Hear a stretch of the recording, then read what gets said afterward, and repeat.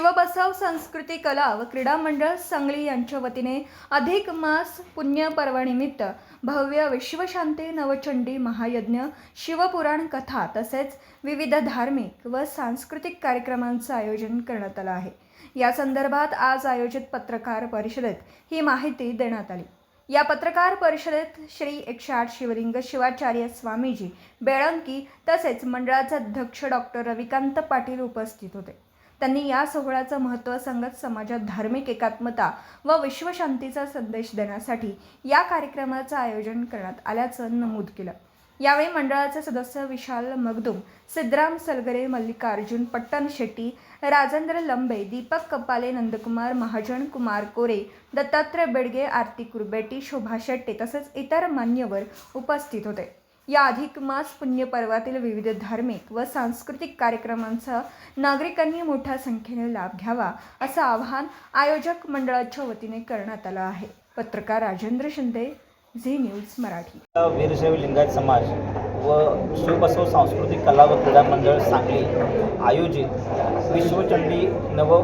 विश्वचंडी महायज्ञ, शिवमहाकथा व श्री 1008 केदारनाथ जगद्गुरू यांचा आशीर्वचन व अड्डपालखी असा भव्य दिव्य कार्यक्रमाचं आम्ही नियोजन केलेलं आहे।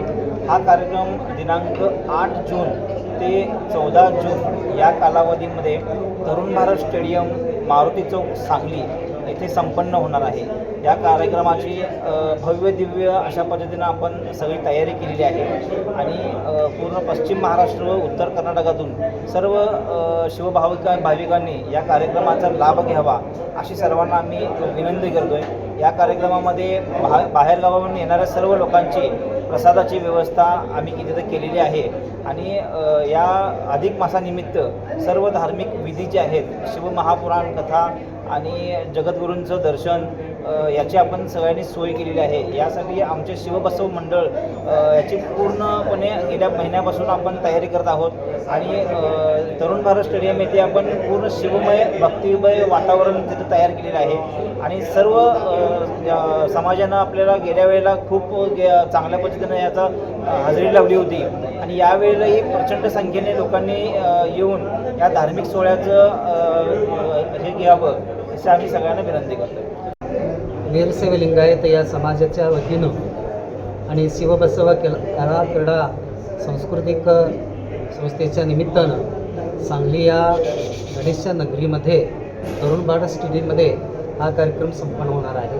हा कार्यक्रम जून 8 ते जून 14 या तारखेला संपन्न होणार आहे आणि या कार्यक्रमाचा उद्देश सर्वांना सुख, समाधान, शांती मिळावा हा त्या ठिकाणी आहे आणि या कार्यक्रमाच्या निमित्तानं आपले सर्व कमिटीचे सदस्य हे सर्वांना आवाहन करतात की या कार्यक्रमाचा जास्तीत जास्त लोकांनी यामध्ये भाग घेऊन त्याचा उपयोग करून घ्यावा हा त्याच्या पाठीमागचा उद्देश आहे।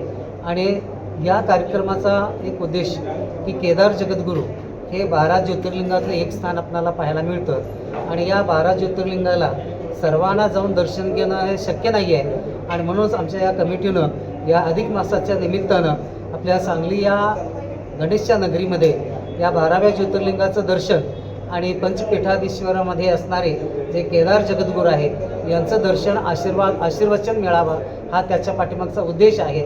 आणि दुसरा उद्देश जो आहे तो म्हणजे वीरशैव लिंगायत धर्मामध्ये जे आपल्याला 16 संस्कार पाहायला मिळतात, त्या 16 संस्कारामध्ये जो तुम्हाला सांगतो ना संस्काराचा राजा म्हणून घेतलेला आहे असा जो शिवदीक्षावधी संस्कार आणि अय्याचार हा संस्कार फार मोठ्या प्रमाणामध्ये होणार आहे की 2024 या सालामध्ये हा संस्कार आम्ही तरुण भारत स्टेडियममध्येच घेतला होता।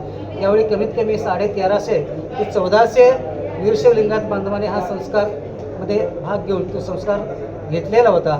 तर यावेळीचा आमचा संकल्प आहे की हा संस्कार म्हणजे वीरशैव लिंगायत बांधवांनी 1-2,500 लोक या ठिकाणी भाग घेऊन हा संस्कार घेतील, कारण हा संस्कार एका दृष्टीनं जाती संस्कार देखील मानला जातो आणि ह्या संस्कारामुळंच आपल्याला शिवपूजा करण्याचा अधिकार मिळत असतो।